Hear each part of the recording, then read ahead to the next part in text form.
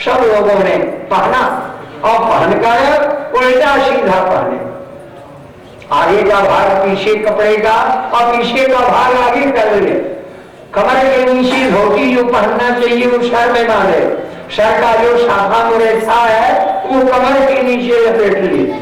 अब गोकुल की गलियों में जब आगे बढ़े तो एक बायकट था, बायकट भी इनका भक्त था, दर्जी कहते हैं बायकट को संस्कृत में। उसने देखा कि इन लोगों ने कपड़ा तो कीमती पहन रखा है, लेकिन पहनने का ढंग इनका उल्टा सीधा है। अपने दुकान पर बुलाया, कपड़े उतरवाया और सबका नाप ले करके काट छाट करके सबके शरीर में फिट कर दिया। भगवान कृष्ण बड़े प्रसन्न हुए, धोबी से उस दर्जी से बोले कि बोलो तुम्हें क्या दिया जाए बनवाई, क्या सिलाई चाहते हो? हाथ जोड़ा, बोला भगवान मुझे कुछ नहीं चाहिए, अगर आप देना चाहते हैं तो अपनी भक्ति दीजिए कि जहां कहीं जिस योनि में जन्म हो मेरा वहां मैं आप ही का नाम लूं, आप ही के चरणों का भजन करूं। कृष्ण ने कहा वहां से ये चल करके अपने मित्र सुदामा माली के घर जाते हैं। सुदामा माली भी स्वागत सत्कार करता है, उसे भी भक्ति का वरदान देते हैं। फिर राजमार्ग पर जब आगे बढ़ते हैं तो कुब्जा नाम की एक नारी मिलती है। वो कुब्जा नारी 3 जगह से टेढ़ी थी, हाथ में चंदन की तस्तरियां लिए लकड़ी से टेढ़ती हुई आगे बढ़ गई। भगवान कृष्ण उसके सामने जाकर खड़े हो जाते हैं और कहते हैं हरी सुंदरी तू कहाँ जा रही है, कौन है, नाम तेरा क्या है, किस कुल की तू कन्या है? अरे तेरे हाथ में तो ये बड़े सुगंधित पदार्थ हैं, ये चंदन तो देखने में बड़े प्रिय लगते हैं, ये किस सौभाग्यशाली के मस्तक में लगते हैं।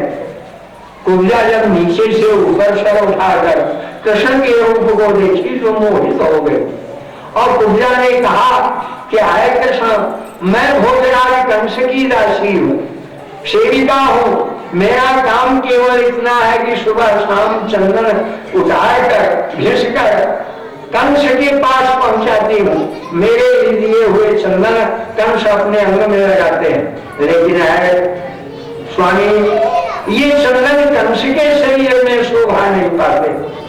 कृष्ण ने कहा कहाँ शोभा पाएंगे? कुब्जा ने कहा अगर ये चंदन आपके मस्तक पर लग जाए तो इनकी भाग्य खुल जाए, ये भी तर जाए। कृष्ण ने कुब्जा के मनोभाव को तारा, कृष्ण अपना मस्तक आगे कर दिया। कुब्जा लाल रंग की बिंदी भगवान कृष्ण के मस्तक में लगे। कृष्ण की देखा देखी बलराऊ भी मस्तक दिखा दी है, बलराऊ के मस्तक में रामरज की बिंदी, पीली बिंदी लगे। दर्पण लिए थी, आईना उठा के दोनों भाइयों का मुख दिखाई, दोनों भाई बड़े प्रसन्न हुए। कृष्ण ने सोचा कि ये एक साधारण सामान्य नारी जो अपने अनेक अंगों से विकृत है, विकलांग है, और ये चंदन लगा करके मेरे मुखमंडल की शोभा बढ़ाई, और ये बेचारी विकलांग है, 3 जगह से टेढ़ी है, मैं भी इसे क्यों न पवित्र कर दूं। भगवान आगे बढ़े, कुब्जा के पांव के दोनों पंजे अपने पांव तले दबा लिए और एक हाथ उसकी कुंबर पर लगाए और एक हाथ दाढ़ी में लगा के थोड़ा सा ऊपर उठा दिया। भगवान कृष्ण के हाथ का स्पर्श पाते ही शार्दर्जन समानांगी बृहक्षोणी पयोधरा मुकुंद स्पर्शनाथ सद्यो बभूव प्रमदोत्तमा। भगवान कृष्ण के अंग स्पर्श से कुब्जा हजारों नारियों में एक अनोखी अद्भुत सुंदरी नारी हो गई। भगवान कृष्ण ने वही आईना उठा के कुब्जा को दिखाए।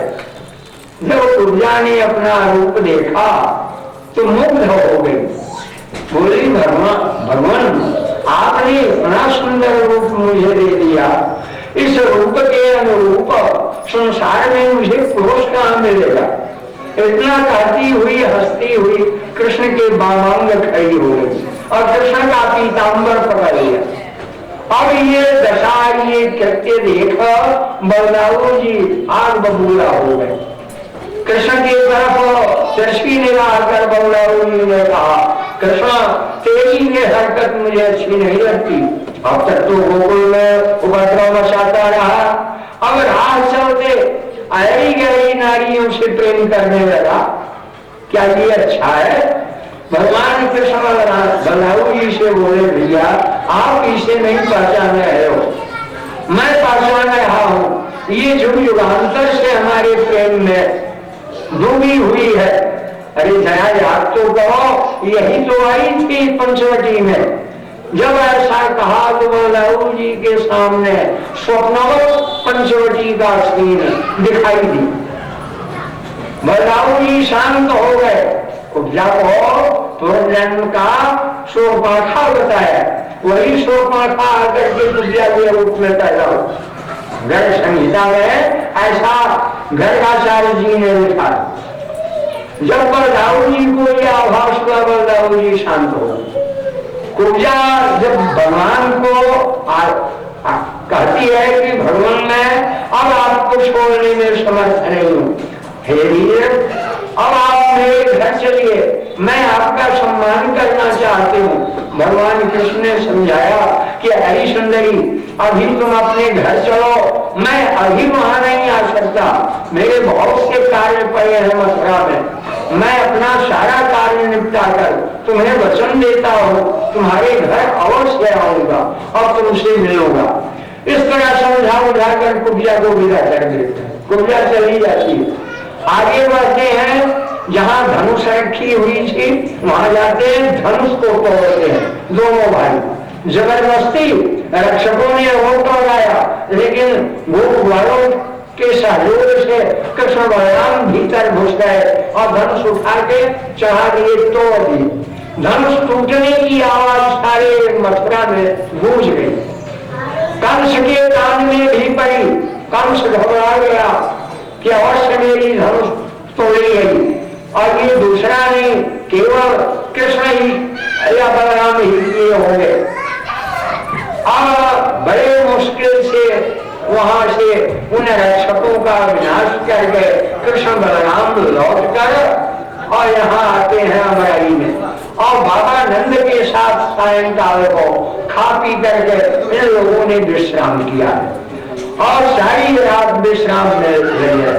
बोलिए वृंदावन बिहारी लाल की जय।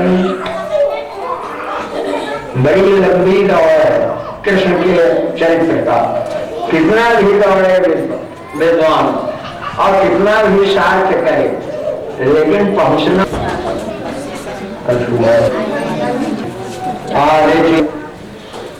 क्योंकि हम लोग मनुष्य है, हमने प्रकट किया जाता है, भाव ही भव है, वो भाव आप कुछ आकार बनाए।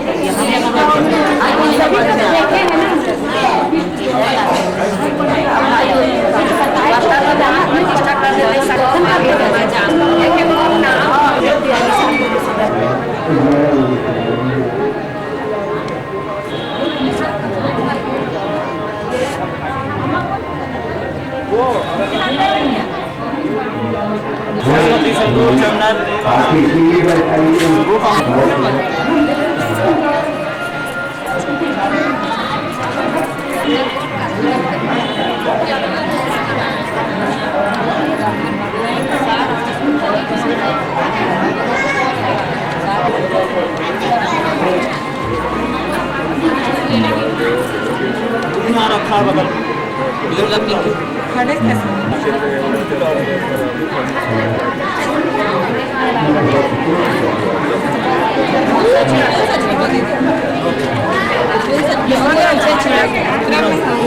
जल से पुनः जल से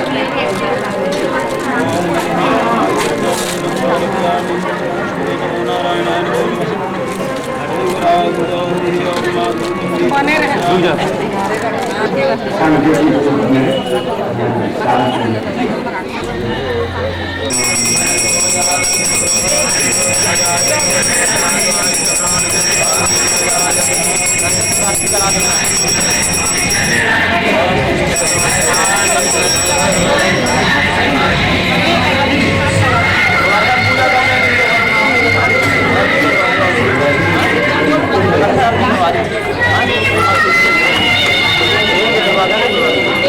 इसमें है ना दूध सब चिरागना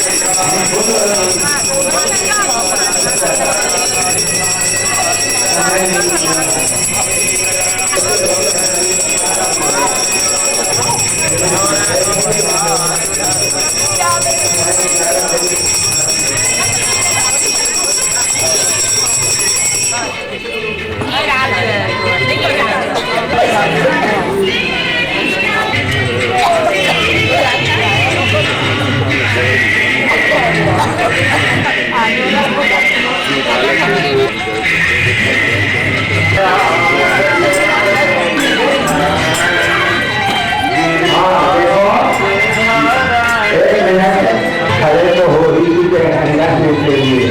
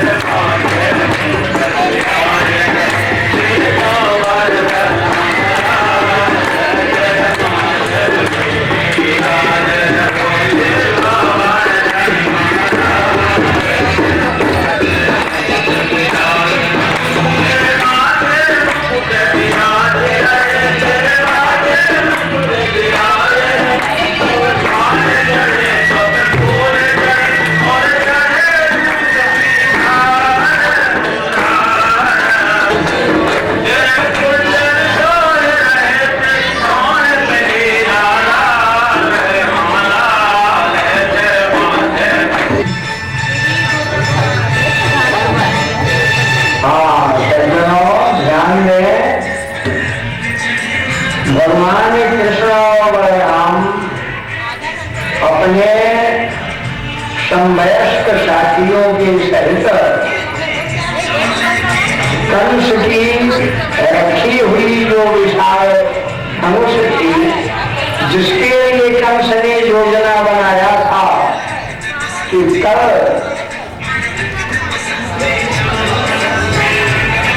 ये धनुष पहलवानों के सामने रखी जाए और उनके बल का परीक्षण किया जाए, कौन तो होता है।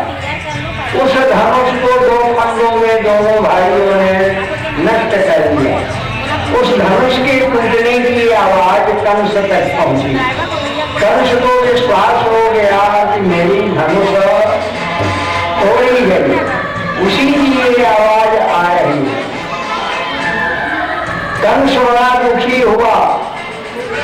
भगवान कृष्ण साथियों सहित बगीचे में आए, बाबा नंद के पास। ये लोग खा पी करके बगीचे में शयन करते हैं।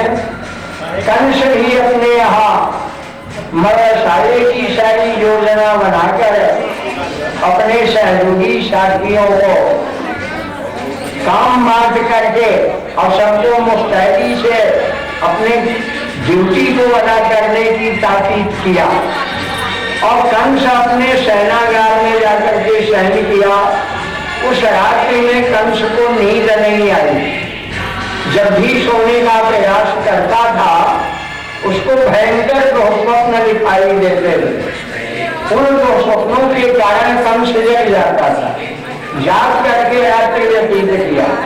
रोजाना 6 बजे उठता था तो आज 4 बजे कंस उठ बैठा।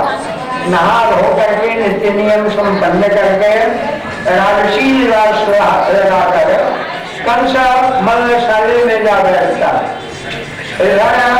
मल्लशाले के जो कार्यकर्ता थे उनको आदेश दिया कि डंके बजाए जाए, ताकि डंके की आवाज सुनकर जो जहां है वहां से पहलवान चल पड़े और मल्लशाले में सब लोग उपस्थित हो गए।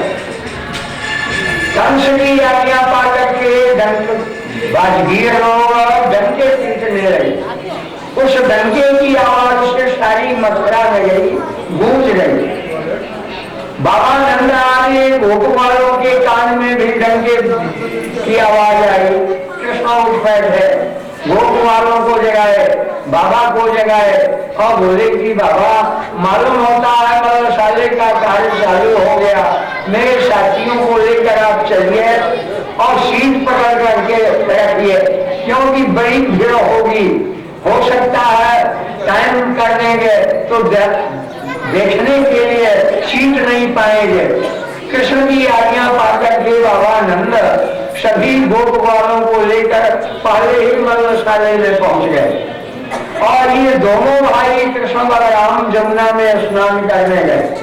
जल्दी जल्दी स्नान किए, पीताम्बर निचोड़े, दोनों भाई कंधे पर डाले, वहां से चल पड़ते हैं।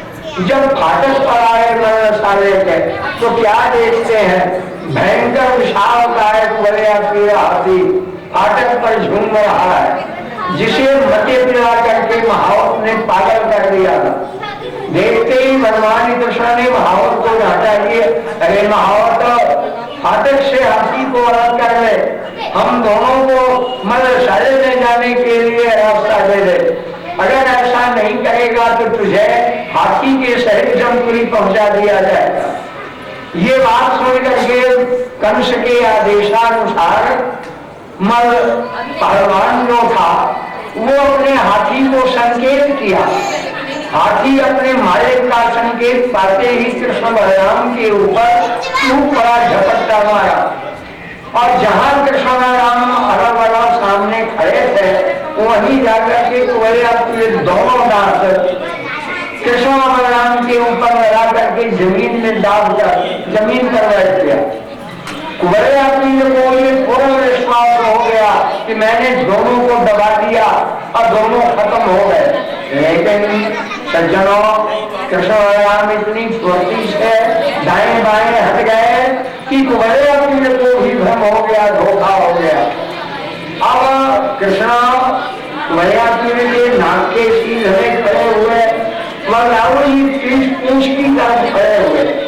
जब कुबरे खड़ा हुआ दोनों भाइयों ने आगे बढ़ता था तो बलराम जी पूछ पकड़ खींचते थे और बलराम की तरफ मुड़ता था तो कृष्ण पूछ पकड़ के घसीट लेते थे।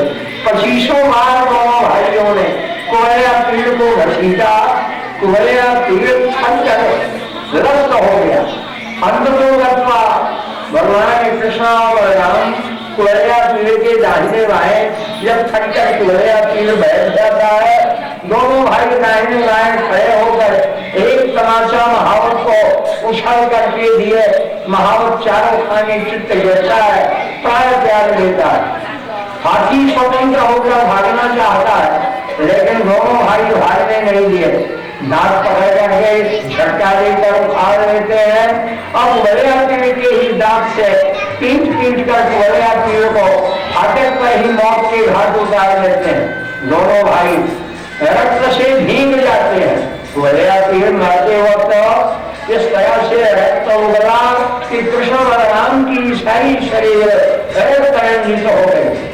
अब दोनों भाई अपने अपने कंधे पर गजदंड लिए हुए अखाड़े में जा पहुंचे, क्योंकि अब फाटक पर रोकने वाला कोई नहीं रह गया। जब अखाड़े में पहुंचे तो वहां पर व्यास जी ने बड़ा सुंदर सीन लिखा है, क्या जातीय अभिभावना जैसी तो भूमिवती देखी प्रेम ऐसी, यही चौपाई यहाँ भी लागू होगी। भगवान कृष्ण बलराम का दिव्य रूप जिसके मन में जैसी भावना थी उस तरह से लोगों ने देखा। कृष्ण को देख करके मथुरा की नारियों ने नाना प्रकार की प्रशंसा की। जितने अन्य लोग थे उन लोगों ने भी कृष्ण और बलराम की प्रशंसा आरंभ किया। और कृष्ण की प्रशंसा सुनकर कंस के जो 5 पहलवान थे उन 5 पहलवानों को अच्छा नहीं लगा। क्यों? एक पहलवान के सामने दूसरे की प्रशंसा हो तो वो कभी बर्दाश्त नहीं कर सकता। कंस आ करके मलसाले में ऊंचे मंच पर बैठ चुका था। कंस के जो मित्र राजागण थे वो भी निमंत्रण पा करके आए हुए थे।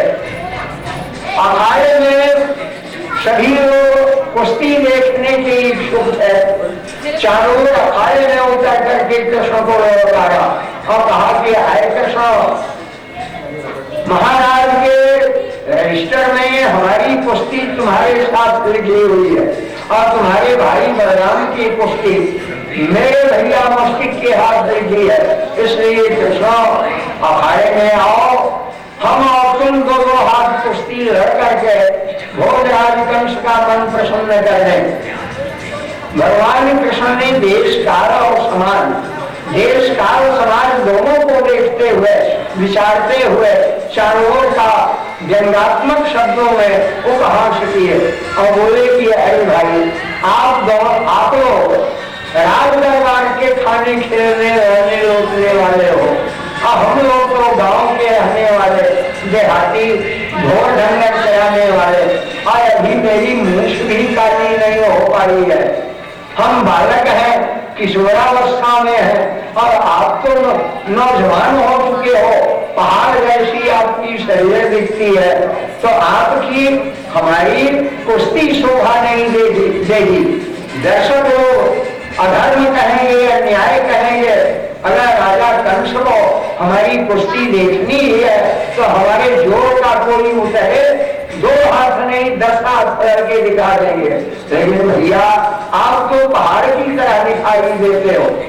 तब चारों हंस करके ताल ठोका और बोला कि कृष्ण, तुम अपने को बालक कहते हो, उम्र कहते हो, किशोर कह रहे हो? नहीं, न बालो न किशोर,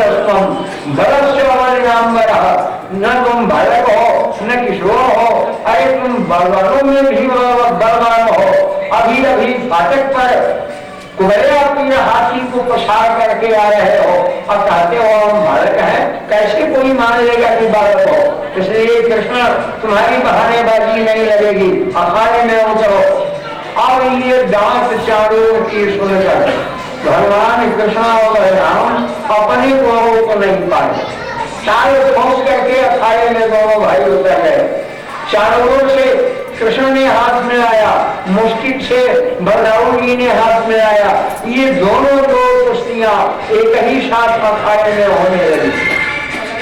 हस्ताभ्याम पादयो बद्धाओ पद्धाम देव पादयो, हाथों में हाथ घुस गए, पांव में पांव घुस गए।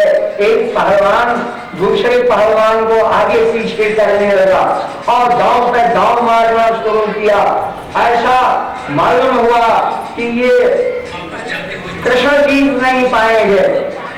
मथुरा की जो नारियां थी उन नारियों में खलबली मच गई। नारियों ने कहा कि अरे सखी, इतने बड़े राज दरबार में, राजसभा में इतना भयंकर अधर्म किया जा रहा है कि एक बालक को पहाड़ जैसे पहलवानों से लड़ाया जा रहा है। ये अधर्म कुश्ती हो रही है, ऐसी अधार्मिक कुश्ती शोभा नहीं देती। ऐसे सभा में बैठना पाप है। नौ सभा प्रविशेष प्राज्ञ सभ्य अनुस्मरण, जहाँ पर ऐसी अधार्मिक सभा लगी हो वहां पर सभ्य पुरुष को उस सभा में जाना ही नहीं चाहिए। अगर किसी मजबूरी बस चला जाए तो उस अधर्म के बारे में तुरंत बोल देना चाहिए, भाई ये अन्याय होगा, चाहे वो माने या न माने। अगर बोल देता है तो वो पाप का भागी नहीं होता, अगर नहीं बोलता है, देख सुन करके अधर्म होने देता है, तो वो भी उसी पाप में भागी हो जाता है, पाप में लिप्त हो जाता है। इस तरह से नारियों ने जब कहना शुरू किया तो भगवान कृष्ण सुन लिए नारियों की बातें कि हमारे कोमल अंग को देख करके, किशोरावस्था को देख करके नारियों में बड़ा उथल पुथल मच रहा है, इसलिए अब शत्रु को मौका नहीं देना चाहिए, जल्द से जल्द मार देना चाहिए। ऐसा सोच करके भगवान कृष्ण ने चारूर के दोनों कलाइयों को पकड़ा और पकड़ करके अखाड़े में चक्कर काट गए। जहां चक्कर काटे चारूर का दोनों पांव जमीन से उठ गया, जमीन से उठते ही उसके पूरे शरीर को कृष्ण ने 100 बार मस्तक के ऊपर घुमाया और घुमा करके जमीन पर पटक दिया। गिरते ही चारों ने प्राण को त्याग दिया। चारों अपने मुंह से खून उगलता हुआ मृत्यु को प्राप्त हुआ। सज्जनों, उसके बाद बलदाऊ जी ने देखा कि मेरा छोटा भाई पहले जन्म जीत लिया और हम बदला रहे हैं। बलदाऊ जी 5 उंगलियों की मुक्का बनाए और मुष्टिक के मस्तक पर खींच करके मारे। मुष्टिक का मस्तक दही के मटके की तरह फूट गया। अखाड़े में चारों तरफ रक्त बहने लगा, चारों मुष्टिक दोनों मारे गए। उसके बाद कंस के 3 पहलवानियों शेष थे, एक का नाम कूट, दूसरे का नाम शवर, तीसरे का नाम कौशल था। ये तीनों पहलवान अखाड़े में एक साथ उतर पड़े। कृष्ण राम ने एक एक तमाचा दिया, 3 के तीनों की जीभ निकल आई और तीनों अपना प्राण त्याग दिया। और इसके बाद भगवान कृष्ण ने कंस को ऊंचे मंच पर बैठे देखा। देखते ही कृष्ण के शरीर में आग लगाई, अखाड़े से छलांग लगा करके मंच पर पहुंचे और कंस भी मनस्वी था, खड़े लेकर के खड़ा हुआ और एक भरपूर हाथ कृष्ण के ऊपर जमाया। लेकिन भगवान कृष्ण इतनी फुर्ती से दाएं से बाएं हटकर उसके वार को बचा गए और धोखा दे करके कंस की कलाई पकड़ करके इस तरह से ऐसे कि उसके हाथ की तलवार नीचे जा गिरी। जब नीचे गिर गई तो कृष्ण ने एक तमाचा कंस के कानों पर दिया, झंझनाता हुआ मुकुट अखाड़े में जा गिरा। कंस के बड़े बड़े बालों में अपने 5 उंगलियों को घुसेड़ कर कृष्ण ने घुमा के कंस के बालों को पकड़ा और पकड़ करके इस तरह झटका दिया कि कंस चारों खाने चित्ता अखाड़े में गिरा। जब कंस अखाड़े में गिरा तो कृष्ण भी मंच से उसके छाती पर तोड़ पड़े और छाती पर बैठकर मुंह देख करके मुंह अपने भूचों से कंस को मारना शुरू किए। रात और भूचों की मार से कंस अपने मुंह से खून उगलने लगा, कंस की आंखें नाचने लगी। भगवान कृष्ण कंस को अपने भक्तों की श्रेणी में डायरी में नोट कर लिए थे, क्योंकि कंस वह भाव लेकर के कृष्ण को 1 मिनट के लिए भी त्यागा नहीं था। 24 घंटे खाते पीते सोते जाते राह चलते 24 घंटे कृष्ण को अपने मन में शत्रु भाव से रखता था। इसलिए भगवान उसको अपना भक्त मान बैठे थे। भगवान का कहना है कि भाव तो भाव अनखा बसो, नाम जपत मंगल विष्णु। भगवान को भजो। भज क्या है? भज कहते किसे है? भज सेवायाम धातु है, भज सेवायाम धातु है, सेवा अर्थ में होता है। भगवान ने कंस के मरते वक्त अपना दिव्य चतुर्भुज रूप दिखाया और उसका दोनों हाथ पकड़ करके अखाड़े में 7 बार घसीटे और जब प्राण त्याग दिया तो कंस के 100 को अखाड़े के बाहर छोड़ दिए। अब कंस के मरते ही कंस के 8 भाई शेष थे। जिस समय कंस का प्राण निकाल रहे थे उस समय बलदाऊ जी अपना हल मूसल लेकर अखाड़े के चारों तरफ घूम रहे थे, चौकसी दे रहे थे कि कहीं मेरे भाई कृष्ण के ऊपर कोई शत्रु हमला न बोल दे। इसलिए बलदाऊ जी घूम रहे थे। कंस के मरने पर कंस के वो 8 भाई जब एक ही साथ कूद पड़े तो बलराम जी ने आकाश में हाथ उठाया। जब हाथ उठाया तो बलराम जी के दोनों हाथों में हल और मूसल आ गए। उसी हल मूसल से हाथों को खींचकर हल के द्वारा और मूसल से मार मार करके हाथों को मौत के घाट उतार दी। सारे में कृष्ण बलराम की जय जयकार हुई और सभी लोग प्रशंसा करने लगे। आकाश के देवताओं ने फूल की बारिश किया, फूल बरसाया, नर्तकियां नाचने लगे, गंधर्व गाने लगे। अब इस लगे में जब महल में खबर मिली तो राजरानियां रोटी कल्पनी के अखाड़े में पहुंची। मरे हुए कंस की लाश को गोद में लेकर रोना धोना और व्याप चालू कर दी। भगवान कृष्ण ने उन रानियों को समझा बुझा करके महल में भेजा और जितने लोग मारे गए थे सब लोगों के अंत्येष्टि क्रिया की व्यवस्था किया। जिसने भगवान कृष्ण ने अब उसके बाद दौड़ते हुए भगवान जेल में पहुंचे और जेल को अपने हाथों से खोलकर जिस कोठरी में माता पिता देवकी वसुदेव थे वहां जाकर के अपने माता पिता को छुड़ाए और उनके चरणों में प्रणाम किए। देवकी वसुदेव को मालूम कि ये दोनों मेरे लड़के नहीं है, भगवान है, ईश्वर है, जो रूप धारण करके आए हैं। देवकी वसुदेव को प्रणाम करने के लिए आगे बढ़े, लेकिन कृष्ण पीछे हटे और बोले माता जी आप ये क्या कर रही हो, मैं तो आपका पुत्र हूँ। ऐसा कहते हुए उसकी बेसती माया फेर दी है और देवकी वसुदेव को मोह से जगा दिए। देवकी वसुदेव दोनों लड़कों को गोद में लेकर घंटों फूट फूट करके रोते रहे, आंसू बहाते रहे। माता पिता देवकी वसुदेव को समझा बुझा करके भगवान कृष्ण अपने नाना उग्रसेन और नानी पवन रेखा जी को शरीर खोलते हैं और वहां जाकर महाराज उग्रसेन को बाहर निकालते हैं। उग्रसेन कहते हैं पुत्र कृष्ण अब मैं बूढ़ा हो चला, अब मथुरा का राज्य मैं तुम्हें दे रहा हूँ, तुम संभालो और मुझे तपस्या करने का मौका दो, हम जंगल में जाना चाहते हैं। कृष्ण ने कहा नहीं नाना जी ऐसा नहीं तो होगा, मथुरा का राज्य तो आप ही को करना पड़ेगा, आप चिंता क्यों करते हैं अपनी बुढ़ाई को लेकर।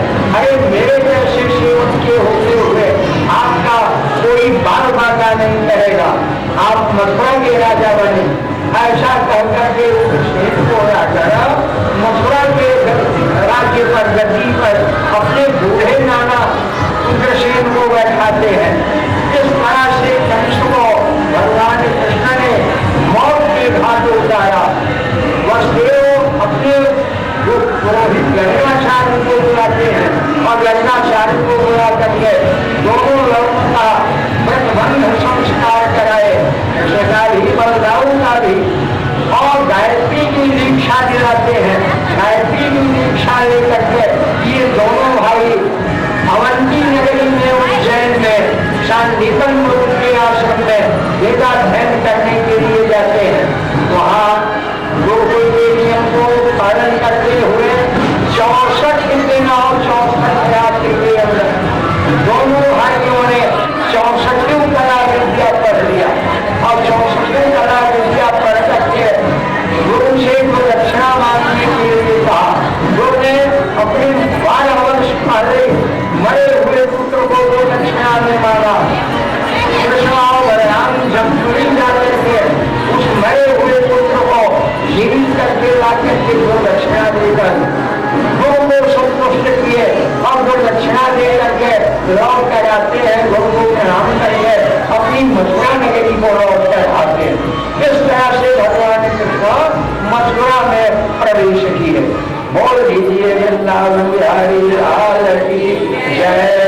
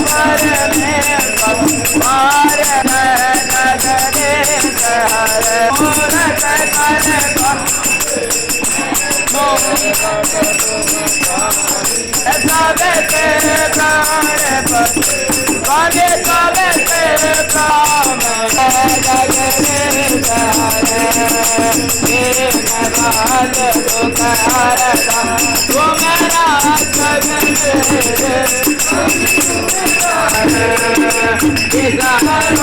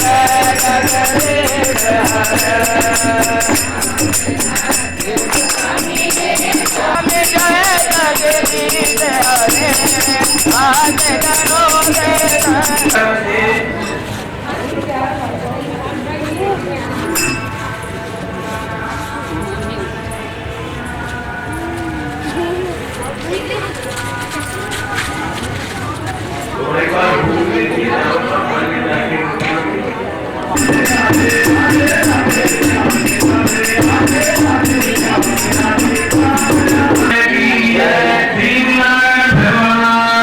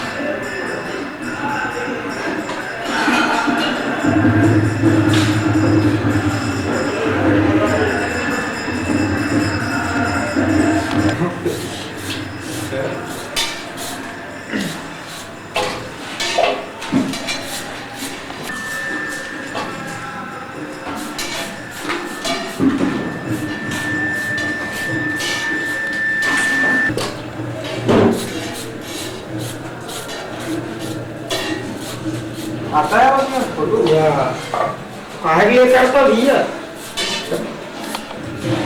ये गोल हाथ खोल दे हाँ नाली कला लगा देना बाप खाते शुरू हो जा कला लगा कोई बात है महाजन आज तो तेरे रोटी नहीं मिलेगा रोटी खाने आए हैं ये चाकू दे आज महाजन बोली मला रोटी नहीं देवा देती ये चाकू दे सुन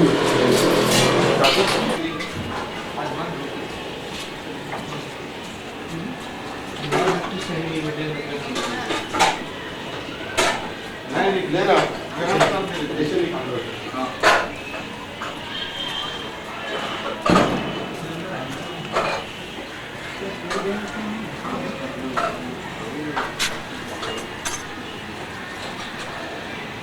अरे दूसरे घर वालों को फोटो मार दिया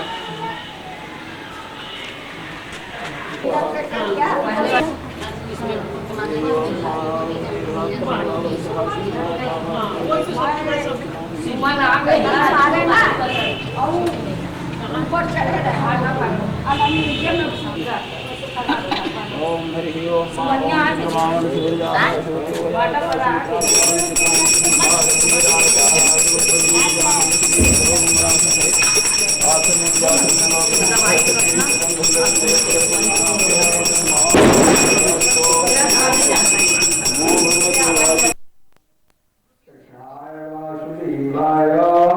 हरे परमात्मने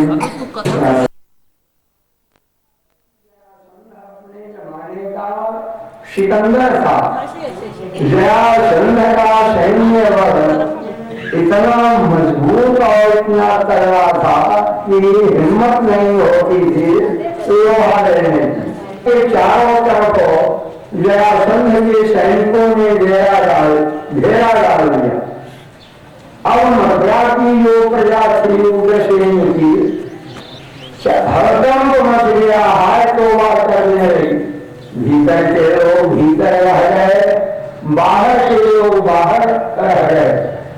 ऐसा मालूम होता था कि मथुरा की नगरी में जरासंध ईंट से ईंट लगा देगा। जलवंशी लोग आपस में बैठकर नाना महाराज उग्रसेन की अध्यक्षता में मीटिंग की है। बड़े मुश्किल से उस मीटिंग में महाराज उग्रसेन ने अपनी मजबूरी प्रस्तुत किया, जिसे देखकर भगवान कृष्ण उन जलवंशियों की सभा में खड़े होकर के नाना को आश्वस्त किए, समझाए और बोले, नाना जी आपको चिंता करने की जरूरत नहीं है, मेरे आगे मैं स्वयं जरासंध से निपटूंगा। ऐसा कहकर भगवान कृष्ण किले का फाटक खोलवा कर दोनों भाई बाहर निकलते। एक पैरा ध्वज पर मैं बैठो और तारण ध्वज पर आप बैठिए।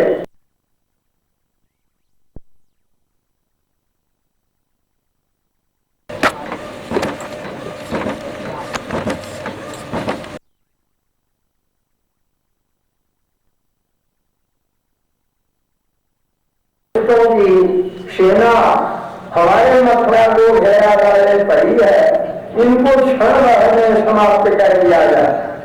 लेकिन भैया एक काम करना है। बोले क्या? वही सलाह को स्वीकार किया और दोनों भाइयों पर चढ़ करके अपने अपने शंख का विरोध बजाते हुए, शंखनाद करते हुए जरासंध की सेना पर टूट पड़े। जरासंध ने जब देखा कि ये दो लड़के अकेले बिना सहयोगियों के मेरे ऊपर हमला कर दिए, तो जरासंध अपने 23 अक्षौहिणी सैनिकों को आदेश दिया।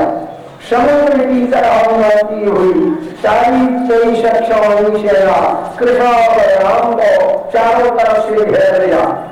मथुरापुरी के आवाज वृद्ध अपने अपने छत केवल उनकी ध्वजा का निशान मात्र दिखाई नहीं देता था, जिसे देख रोमहर्षण युद्ध हुआ।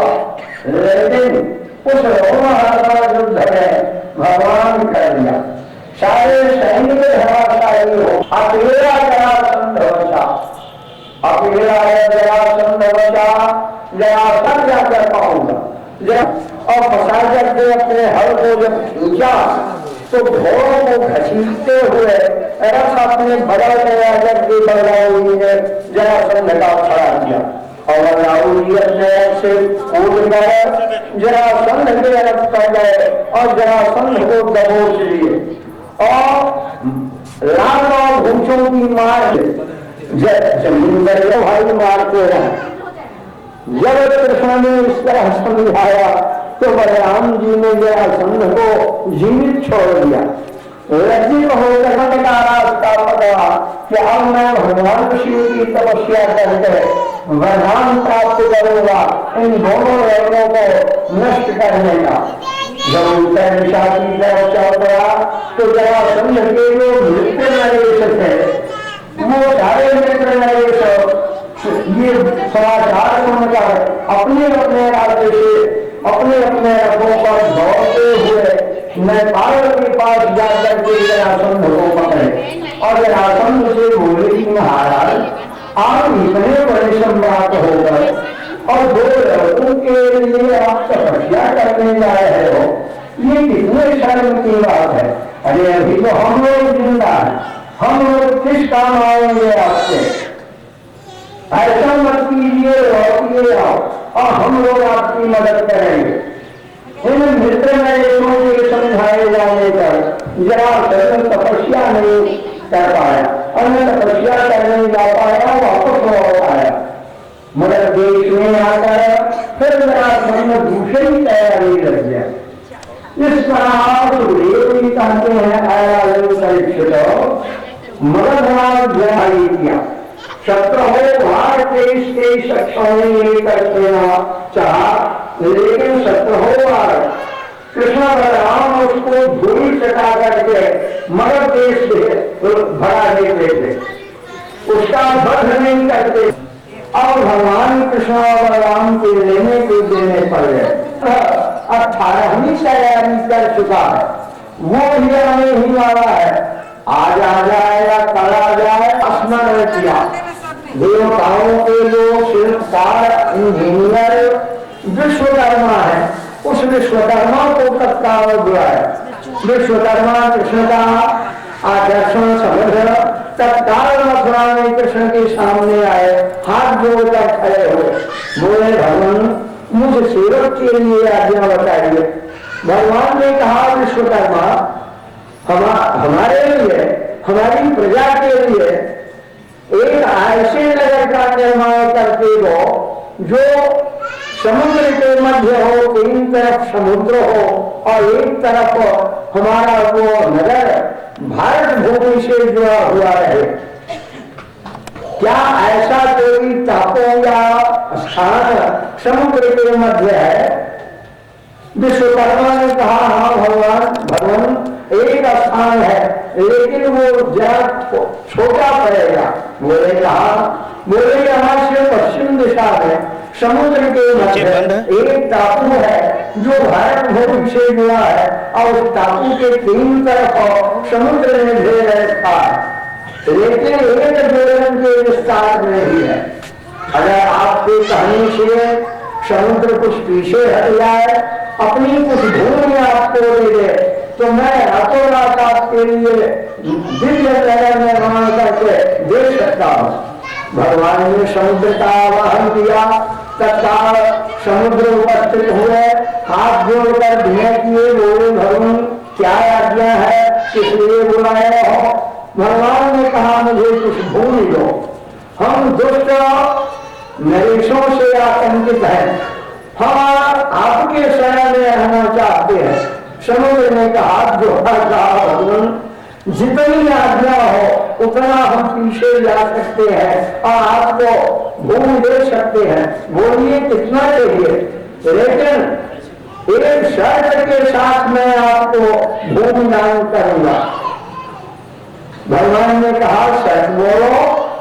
समुद्र ने कहा शर्त ये है कि जब तक आप पृथ्वी पर विद्यमान रहोगे तब तक मैं अपनी भूमि आपके लिए छोड़ रखूंगा, और जिस दिन आप संसार से प्रस्थान करोगे उसके 7वें दिन मैं अपनी भूमि अपने अंदर समेट लूंगा। भगवान ने कृष्ण ने कहा कि एवं।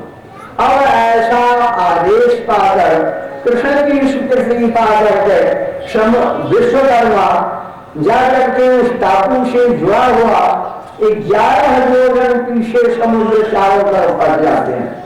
11 योजन समुद्र ने लिया और 1 योजन का टापू वो पहले से खुला हुआ। इसी 12 योजन के अंदर दिव्य द्वारका नगरी का निर्माण रातों रात विश्वकर्मा ने किया। चारों तरफ हरे बनाए। पूर्व दिशा में ब्राह्मणों का मोहल्ला, उत्तर दिशा में क्षत्रियों का मोहल्ला, पश्चिम दिशा में वैश्य वर्ग व्यापार बाजार आदि, और दक्षिण दिशा में श्रमिक वर्गों का रहने के लिए, दास दासियों के रहने के लिए मोहल्ले बनाए। और नगर के मध्य में एक ऐसे सभा मंडप का निर्माण किया विश्वकर्मा ने, जिस सभा मंडप का नाम सुधर्मा सभा था। सुधर्मा सभा में ये वो था, कितना भी पापात्मा पुरुष हो लेकिन अगर सुधर्मा सभा में बैठ जाए तो उसके सारे मनोविचार बदल जाते हैं। पाप उसके शरीर में नहीं रह जाता था और उस सभा में बैठकर वो अन्याय नहीं बोल सकता था, न्याय ही बोलता था। इस तरह का वो सुधर्मा सभा मंडप विश्वकर्मा ने बनाया और आकर के भगवान कृष्ण को संदेशा दिया। भगवान कृष्ण ने रात अपनी योग माया के बल से मथुरा की सारी प्रजा को द्वारका में पहुंचा दिया। द्वारका में पहुंचकर सुबह फेरी प्रजा लड़ती तो उनको ये नहीं मालूम हुआ कि मैं कब आया हूँ। उनको ये मालूम होता था कि हमारा जन्म यही हुआ है, हम यहीं के निवासी हैं। इस तरह से भगवान ने अपनी माया से सबके मनोविचार बदल दिए। अब अकेले दोनों भाई मथुरा के पेड़ में रह गए। भगवान कृष्ण ने क्या किया, अकेले 4 भुजा वाला रूप धारण करके चतुर्भुजी रूप होकर और निहत्थे अपने हाथों में कोई अस्त्र शस्त्र नहीं लिए, पीताम्बर धारण किए हुए, मस्तक पर मुकुट किला खोवा करके अकेले बाहर निकलते और अपने बड़े भाई बलराम को किले के अंदर छोड़े कि भैया जब तक मैं न आ जाऊं तब तक आप यहाँ से हिलना नहीं। भगाओगी किले की सुरक्षा में, किले के अंदर बैठे रहे। कृष्ण जब बाहर निकले तो काले गांव के सैनिकों ने देख ली। सैनिकों ने झप जाकर के अपने स्वामी काले गांव को खबर दिया कि महाराज अभी किले का फाटक खुलवा कर एक बड़ा वृक्षण पुरुष बाहर निकला है, जिसकी 4 भुजाएं हम लोगों ने देखी है और श्याम रंग का वो पुरुष है, बड़े बड़े नेत्र कमल जैसे है, पीताम्बर पहने हुए है। काले लोग समझ गया कि हो न हो कृष्ण ही है और वो भाग करके त्रही होती है। ऐसा सोचकर काले लोग भगवान कृष्ण के का पीछा किया। काले लोगों को अपने पीछे आते हुए भगवान कृष्ण ने मुंह फेर करके काले लोगों को नहीं देखा, न देखा काले लोगों को, न अपना मुंह दिखाया काले लोगों को। पीठ दिखाते हुए भगवान उत्तर दिशा की तरफ भागते रहे। कहीं 10 कदम का फासला, कहीं 1 कोस का फासला, इस तरह से करते हुए काली लोगों को अकेले निकाले गए उत्तराखंड में। जब भगवान कृष्ण को भागते देखा तो काली लोगों का हौसला बढ़ गया। वो बार बार कृष्ण को अवतार का हुआ कि अरे कृष्ण, मैं तो तुझे एक बहादुर समझ करके आया युद्ध करने के लिए कि तू युद्ध योद्धा है, युद्ध करने में कुशल है, तू तो भगवान निकला और सामना करने से पीठ दिखा करके भाग रहा है, धिक्कार है तुझे, तू खड़ा क्यों नहीं होता। इस तरह की टूटी फूटी बातें कृष्ण को कहता हुआ कृष्ण के पीछे पीछे लगा। भगवान वही प्रगट शब्द होगी, कहीं प्रगट होकर दिखाई दे जाते थे, कहीं छिप जाते थे, कहीं पर्वत के पास पहुंचे। गंधमादन पर्वत की गुफा के सामने एक दिव्य पुरुष लेटा हुआ। उस दिव्य पुरुष के लिखने का कोई समय का ज्ञान नहीं था। चिरकाल से वो सतयुग का सोया हुआ पुरुष था। उसी पुरुष के ऊपर भगवान कृष्ण ने अपना पीताम्बर उड़ा दिया और पीताम्बर डाल करके गंधमादन पर्वत की गुफा में घुस गए और गुफा के अंधेरे में जाकर छिप कर बैठ गए। इतने में कृष्ण के पांव का निशाना लगाता हुआ काले रंगा पहुंचता है। कृष्ण के पीताम्बर ओढ़े हुए पुरुष को देखकर उस काले रंग ने सोचा कि ये कृष्ण ही सो रहा है, समझा होगा कि वहां मेरा शब्दों काले रंग नहीं पहुंचेगा। बहुत सुंदर मौका है, ऐसे ही समय में इसे जगा करके मार लेना चाहिए। उस पुरुष के सिरहाने जाकर के काली रंग अपना दाहिना पांव उठाकर उस पुरुष के मस्तक पर दे मारा। पांव गिरते ही वो पुरुष उठ बैठा और दोनों आंखें मिचमिचाना शुरू किया और जैसे ही आंख खोला उस पुरुष के आंख से भयंकर ज्वाला प्रकट हुई और उसी ज्वाला में काली रंग जल करके वही खाक हो गया। उसके हड्डियों का ढेर हो गया वहां। जब काले रंग जलकर खाक हो गया तब हंसते हुए भगवान कृष्ण गुफा से बाहर आए और उस पुरुष को दर्शन दिए। भगवान के दिव्य रूप और चमकते हुए चेहरे को देखकर वो पुरुष चकित हो गया। हाथ जोड़ करके पूछा, भगवान आप कौन हो? आप तो एक दिव्य पुरुष मालूम होते हो। मेरे समझ में आता है कि या तो आप सूर्य नारायण हो या नहीं आप देवराज इंद्र हो या नहीं अग्नि देवता हो। कौन हो आप? अपना परिचय देकर मेरे मन का संदेह दूर करो। भगवान अभी अभी एक अपरिचित पुरुष मुझे चोट लेकर के जगाया और जगते ही जैसे मैंने नेत्र खोला वैसे ही वो जल के खाक हो गया। वो कौन था? भगवान कृष्ण हंसते हुए खड़े रह गए। तब वो पुरुष कहता है, भगवान यदि आप मेरा परिचय जानना चाहते हो तो मैं अपना परिचय पहले आपको देता हूं। मैं एक स्वाद वंश में महाराज मानधाता का लड़का हूं। मेरा नाम मुचकुंद है। मैंने देवताओं की मदद करने के लिए दैत्यों से 100 वर्ष तक लगातार युद्ध किया। उस युद्ध में जब दैत्यों को परास्त कर दिया, अपने राजधानी अयोध्या में आने की सोचा तो देवराज इंद्र ने कहा कि राजन अब आप अयोध्या जाके क्या करेंगे? उस अयोध्या में अब आपका कोई नहीं है, आपको कोई नहीं पहचानेगा। जमाना बदल गया, कोई भी आपको पहचानेगा नहीं, हर व्यक्ति आपका तिरस्कार करेगा क्योंकि आप हम देवताओं के वर्ष से यहाँ 100 वर्ष युद्ध किए हो। मनुष्यों का तो वहां लाखों वर्ष बीत गया। आपके जमाने की जो प्रजा थी, आपके जो कुटुंबी थे, वो सब के दारों में जा चुके हैं। अरे भगवान, जब इस तरह से इंद्र ने कहा तो मुझे बड़ी ग्लानि हुई, मेरे अंदर विरक्ति आ गई। मैं संसार से उपराम हो गया।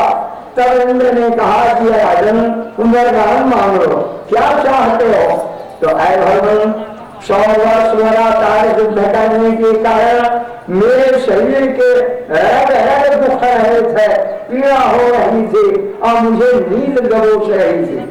मैंने इंद्र से यही कहा, देवराज यदि वरदान देना है तो ऐसा वरदान दीजिए कि मैं एकांत में जाकर के शयन करूं, मुझे बाबा से जलकर भस्म हो जाए। भगवान, ये मेरा इतिहास है। भगवान नारायण कृष्ण ने कहा कि अरे महाराज मुस्कुंद, अगर मैं अपने जन्म कर्म की व्याख्या करूं तो 1000 वर्ष में भी नहीं कर पाऊंगा। पृथ्वी के कण को कोई भले गिन डाले, आकाश के तारागणों को भले कोई गिन ले, पृथ्वी पर जो बूंद गिरती है उसको भले कोई गिन डाले, लेकिन मेरे जन्म कर्म की गणना आज तक न कोई कर पाया है, न आगे कोई कर पाएगा। लेकिन ऐ सुंदर, तूने मेरा परिचय पूछा है तो ये जो मेरी शरीर है ये जगवंश में पैदा हुई। वसुदेव मेरे पिता का नाम है और मैं वासुदेव कहा जाता हूँ। मैंने पृथ्वी का भार उतारने के लिए जन्म लिया, अवतार ग्रहण किया है। बड़े बड़े दुष्ट नरेशों का मैंने खात्मा कर दिया। ये जो था ये जौनराज, मैं इसका वध अपने हाथों नहीं करना चाहता था। इसका वध करने से मैं इसको भ्रमित करके आपके सामने आकर के खड़ा किया, अनायास इसकी भी मृत्यु कर दिया। है मुस्कुंद, अब तुम ही मेरे भक्त थे, तुमको भी दर्शन देना अनिवार्य था, इसलिए मैंने एक रास्ते 2 काम सिद्ध किया है। मुस्कुंद, तुम मेरे भक्त हो इसलिए बोलो, अगर कोई इच्छा हो तो वरदान मांग लो। मुस्कुंद ने कहा, भगवान वरदान क्या मांगू? अरे यही भौतिक पदार्थ, मैं राजा था, मेरे पास क्या नहीं था। जब मैं अयोध्या में हाथी के हौले पर बैठकर चलता था तो 1000 हाथियां मेरे आगे पीछे चलती थी, 1000 घोड़े चलते थे, मेरे ऊपर स्वर्ण का छत्र रखता था, लोग मुझको बंदगी करते थे, क्या नहीं था मेरे पास। वही भौतिक पदार्थ मांग करके फिर मैं संसार के बंधन में बंधूं, ऐसा नहीं करूंगा। भगवान, अगर आप देना ही चाहते हैं तो अपने चरणों की भक्ति कीजिए। जहाँ कहीं मेरा जिस योनि में जन्म हो वहाँ मैं आपका भजन करूं, यही मेरी इच्छा है। ये बात सुन करके भगवान कृष्ण ने कहा कि आय महाराज मुस्कुंद, देखो आप राजवंश में पैदा हुए हो, राजा होकर के आपने आक्षेप किया है, आक्षेप के अंदर अनेक निरपराध जीवों का वध किया है और निरपराध प्राणियों को भूल से दंडित भी किया है।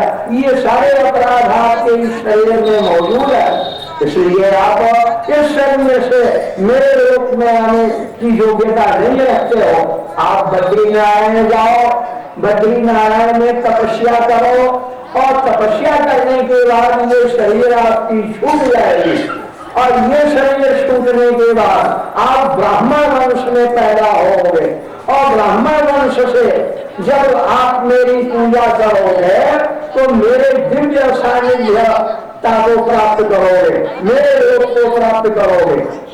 ऐसा वरदान लिया भगवान कृष्ण ने और महाराज मुस्कुंद प्रणाम करके बद्रीनारायण की तरफ चले गए और मौत के घाटे काटते हैं।